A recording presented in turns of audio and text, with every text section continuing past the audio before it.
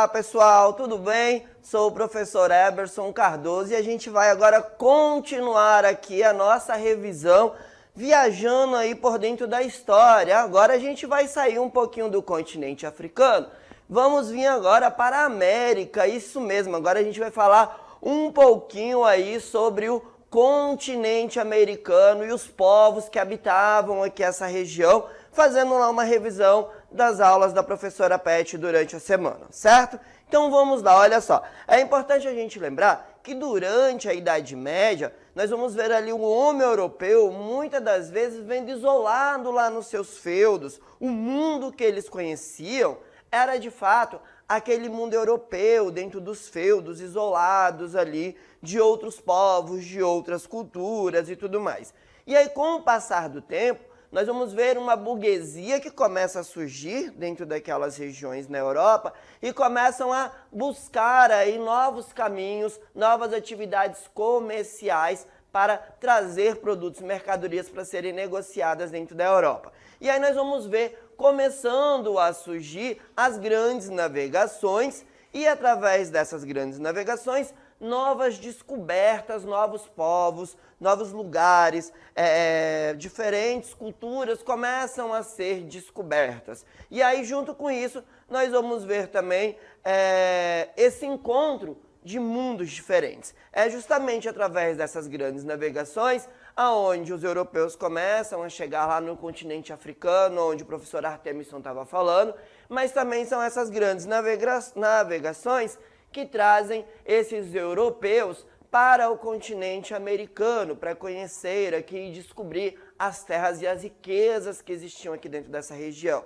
Nós vamos ver ali os primeiros navegantes que vão chegar aqui pela América e voltando para a Europa, levando consigo seus relatos. Nós vamos ver a ideia, muitas das vezes, da descrição sobre o que eles encontravam dentro dessas terras aqui da América, algo como o paraíso perdido.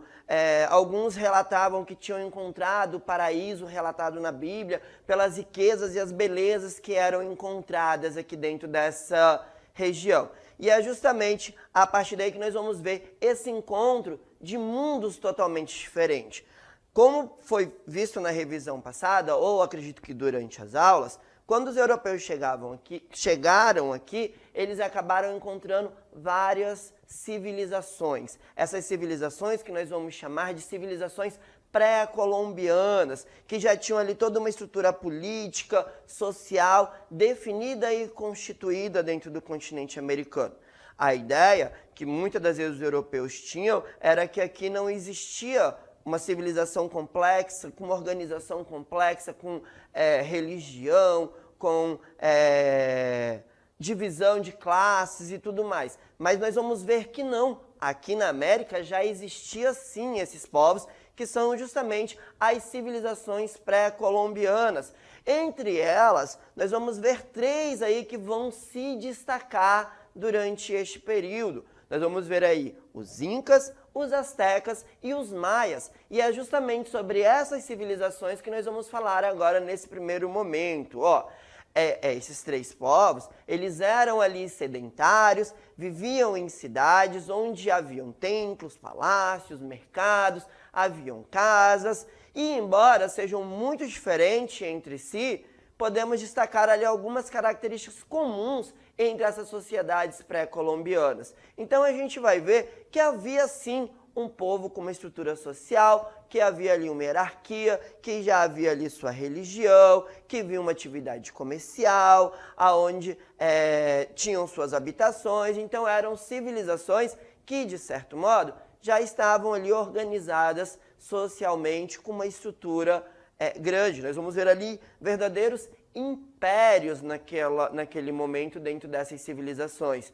Nós vamos ver ali a figura de imperadores que vão estar ali no topo dessa hierarquia e seguindo também aí a figura do imperador dentro dessa hierarquia social que vai se estabelecer durante a formação desses povos. Vamos ver ali a figura dos chefes militares, vamos ver ali a figura dos guerreiros, os camponeses cultivavam a terra, enfim, toda uma estrutura. A gente vai ver aqui agora uma pirâmide que vai mostrar um pouco para a gente dessa hierarquia social. Na base dessas pirâmides, nós vamos ver ali os camponeses que trabalhavam gerando riqueza para dentro do império.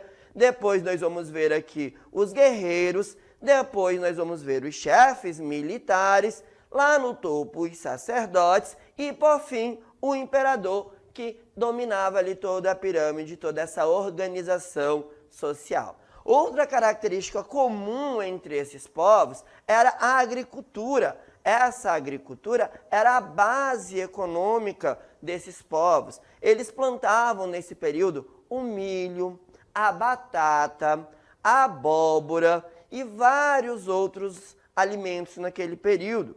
Praticavam também o artesanato, especialmente a cerâmica, mas também faziam algumas peças de metais. Eles já dominavam ali o uso dos metais naquele período.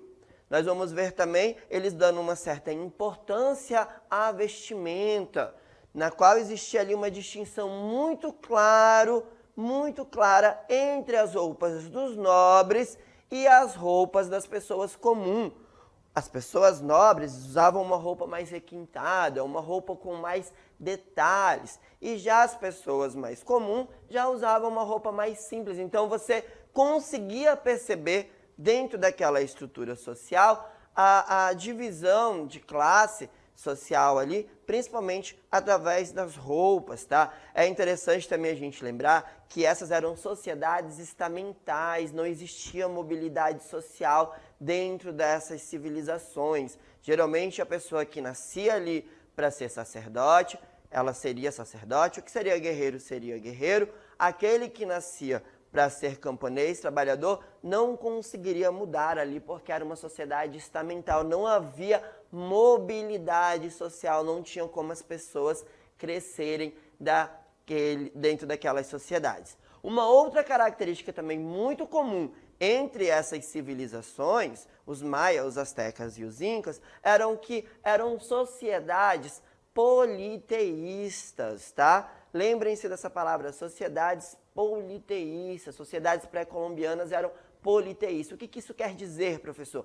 Eram sociedades que tinham vários deuses, tá? Então, não existia só um Deus como nós, a sua grande maioria acredita na figura de um único Deus. Para sociedades pré-colombianas, nós vamos ver ali a figura de vários deuses dentro das suas práticas religiosas, certo? Continuando aí a nossa cartela, a gente vai ver aqui, mostrando para vocês um pouco do que era cultivado, então, por esses povos, né, os produtos mais comuns entre eles, que era o milho, a abóbora, a batata, que eram alimentos que era comum cultivado aí entre esses povos, tá? A questão da vestimenta, como eu falei também agora há pouco, a gente vai ver que muda muito a vestimenta dependendo da sua classe social, de qual grupo você pertence.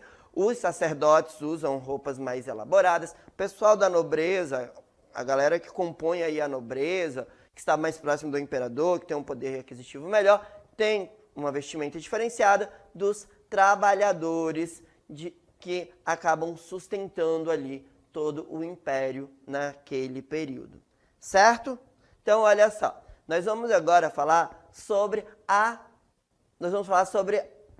cultura maia, tá? Vamos abordar um pouquinho, falar sobre a cultura maia, que diz o seguinte, olha aí nossa cartela aparecendo, a civilização maia, considerada a mais notável entre as culturas pré-colombianas, tem em sua formação traços da cultura olmeca e zapoteca, e vai ter ali também influência de outras culturas que influenciou o surgimento aí dos maias e da sua cultura. Elas vão se desenvolver principalmente ali entre o ano de 3000 a.C.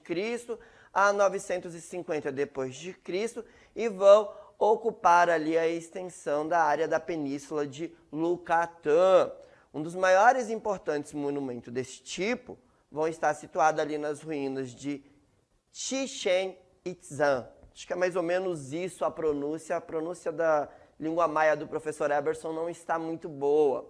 Olha, a gente vai ver também uma influência ali na pintura, onde vamos ver importantes murais pintados pelos maias naquele período, com técnicas ali de ar fresco, algo que já era feito lá na Europa. Então a gente vai ver isso acontecendo aqui também, para ver como a gente tinha civilizações já bem desenvolvidas aqui dentro da América. Então a gente vai ver ali pinturas com a técnica de ar fresco, sobre temas religiosos ou históricos, que contavam ali um pouco das suas crenças, contava também um pouco da cultura dos maias, e vamos ver a utilização de muitas cores ali nessas pinturas. A pintura também vai ser empregada para decorar as cerâmicas e ilustrar os códices também durante aquele período onde os maias tinham aí essa influência da sua cultura, tá? A gente vai ver aqui a imagem de uma pirâmide, da construção de uma pirâmide, da onde que é a influência ali dessa construção da cultura maia, da influência maia dentro da arquitetura da construção. Então, a gente vai ver aí a pirâmide agora mais próxima da gente, a pirâmide aqui, onde a gente vai ter a influência que eram construções de templos religiosos dentro da cultura, onde vamos ver técnicas de construção específicas para aquele período, mostrando que nós já tínhamos nesse período sociedades bem desenvolvidas dentro do continente americano. A gente vai ver aqui agora também a imagem de pinturas, olha, onde a gente vai ver essas técnicas como ar fresco, onde a gente consegue visualizar as cores muito forte, onde se contava através dessas pinturas detalhes sobre a religião, sobre a história desses povos. Então isso é observado através dessas técnicas de pintura utilizada pelos maias, tá? É interessante a gente perceber que aqui nós já tínhamos sim sociedades, grupos sociais complexos, já com uma estrutura bem diferente daquilo que os europeus imaginavam quando se falava das terras aqui dentro do continente americano, tá?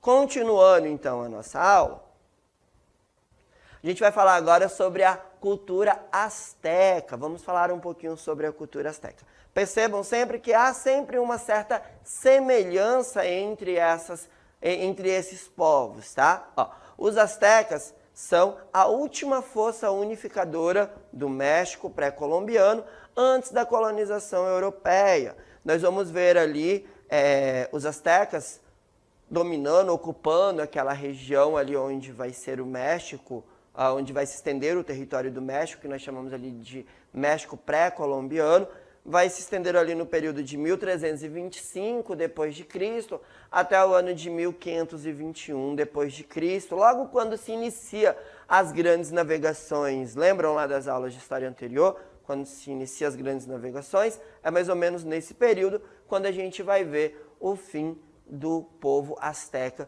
que vai estar ali sendo dominado e, de certo modo, sendo exterminado pelos europeus que vão ocupar a região onde eles estavam. Ó, na sucessão de povos mesoamericanos que deram origem a essa civilização, destacam-se os toltecas e os xiximecas. Eram povos que já ocupavam aquela região quando os astecas chegaram e eles começaram, então, a se consolidar naquela região, dominando toda essa região que nós vamos conhecer como México pré-colombiano. Aquela parte ali que pega um pouco do México, estende-se um pouquinho para dentro do Texas, nos Estados Unidos, o território atual hoje, né, se estende para dentro um pouquinho dos Estados Unidos, também pega um pouco ali da região da América Central e de outros países, era o que nós conhecíamos ali como essa região do México pré-colombiano.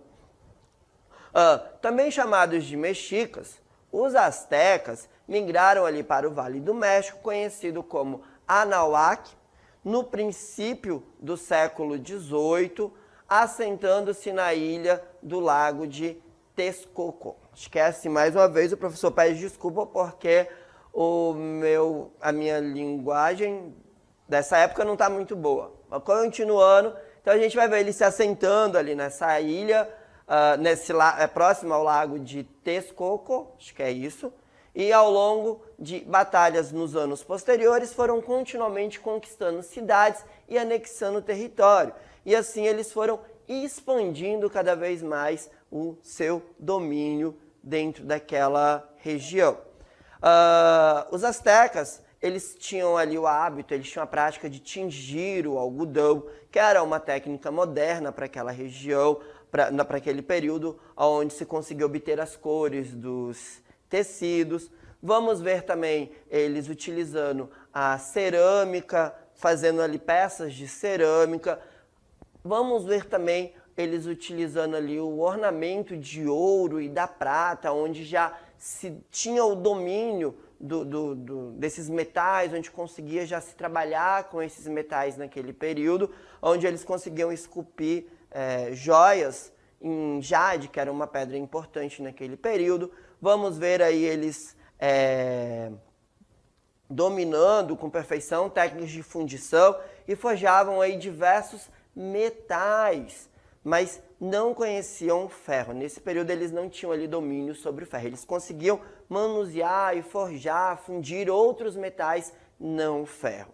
Eles também valorizavam as plumas de aves, que seriam aí como adorno na ourivesaria, essa arte de mexer com ouro, de trabalhar com ouro.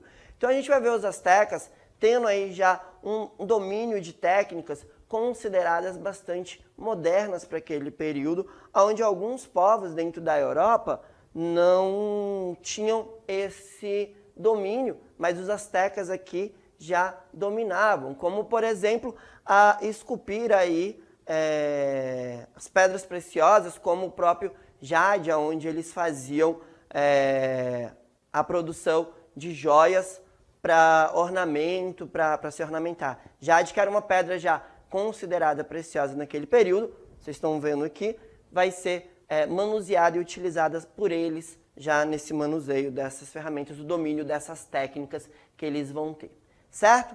A gente vai falar também agora sobre a cultura Inca. Agora a gente vai dar uma passadinha lá pelo povo Inca, falando sobre um pouquinho sobre os Incas. Os Incas chegaram ali ao Vale do Cusco por volta do ano de 1200, juntamente com outras etnias, e lideraram o processo de aterramento, ocupação e cultivos das terras, então pantanosas da região. No século XV, os Incas já controlavam todo o vale. Os Incas vão ter um grande, vasto império, que vão pegar ali da América Central até parte da América do Sul. A partir da capital de Cusco, o império tinha mais de 1 milhão de quilômetros quadrados, com mais de 200 etnias e cerca de 12 milhões de pessoas dentro do Império Inca. Além das técnicas de aterramento, que foi algo muito importante para os Incas, eles desenvolveram a construção de pontes também, que era algo bastante inovador naquele período. Nós estamos falando aí de século XV, XVI, então a gente vai ver que coisas interessantes que já eram construídas aqui por esses povos. A arquitetura dos Incas era monolítica, sem ornamentos, então eles não tinham o hábito de fazer ornamentação nas suas construções, elas eram ali construções monolíticas. Os templos, normalmente circulares, palácios, que em geral eram através de uma planta retangular, e edifícios do governo eram erguidos com paredes de pedra geométrica regulares, polidas e encaixadas uma a uma, sem o uso de argamassa, apenas encaixado, para ver como eles tinham um domínio dessas técnicas tão interessante que nem a argamassa eles utilizavam para prender aí essas peças. Vamos ver também na arte a presença aí da arte em cerâmica, que ficou conhecida aí como estilo do cusquenho. Possui motivos geométricos sobre o fundo vermelho, e os Incas também dominavam aí a metalurgia, eles também tinham essa técnica do domínio da metalurgia, de mexer com alguns metais. A gente vai dar uma olhadinha um pouco na ruína de Machu Picchu. Olha só, dê uma olhada aqui na nossa imagem. As ruínas de Machu Picchu ainda estão até hoje lá na região onde ela se concentra. Nós vamos ver aqui agora um exemplo da pintura, ó. Vocês podem ver a pintura das técnicas que eles utilizavam da cerâmica, dessa pintura, principalmente das formas geométricas e do fundo vermelho, certo?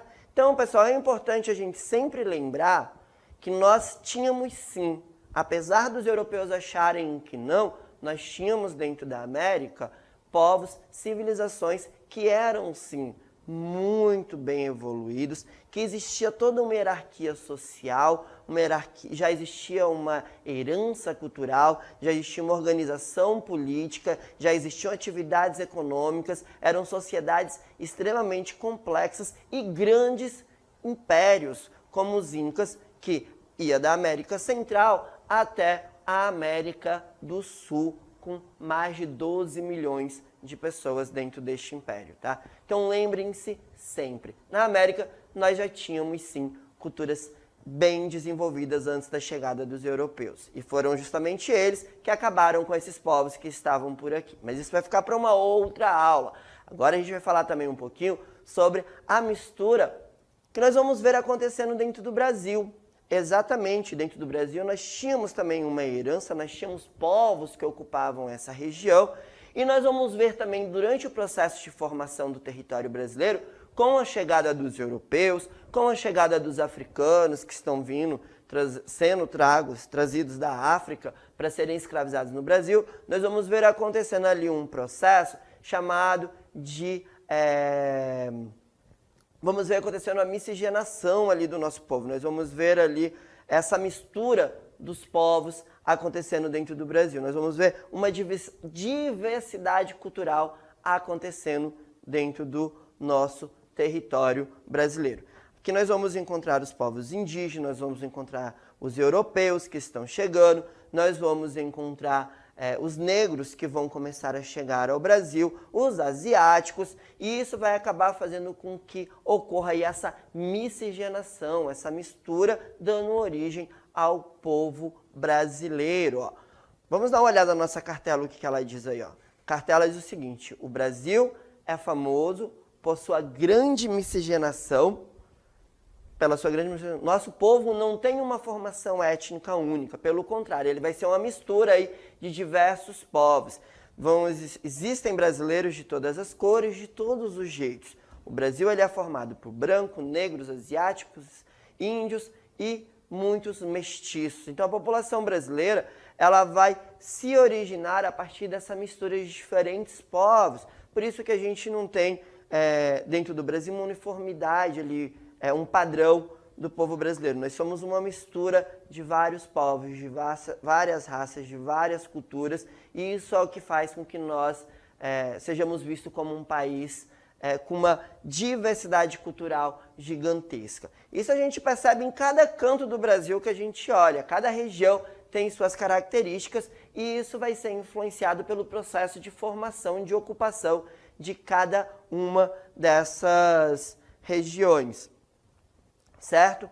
Então, a gente vai ter essa diversidade cultural no Brasil, principalmente por causa dessa mistura de diferentes povos. Isso vai ser visto através de diferentes costumes da sociedade, como a gente pode citar vestimenta, culinária, manifestações religiosas, tradições e vários outros aspectos que a gente pode observar dentro da sociedade brasileira.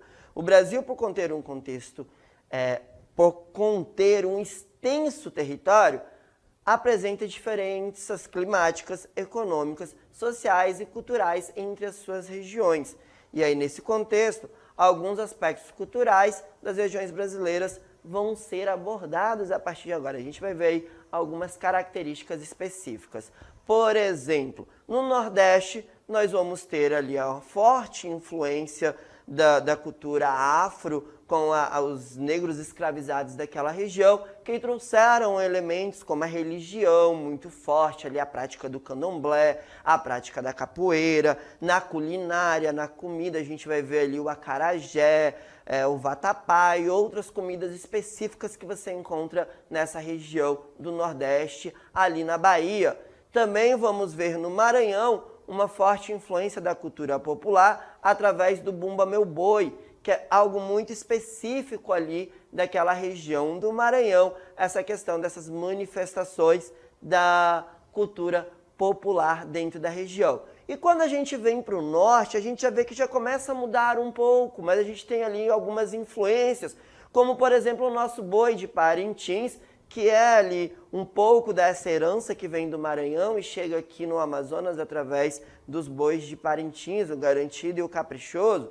Também vamos ter ali a mandioca, a macaxeira, né, ou como se conhece lá pelo Sudeste, o aipim, muito utilizado aqui na nossa culinária. Aqui no Amazonas a gente geralmente só come quando tem aquela farinha, né?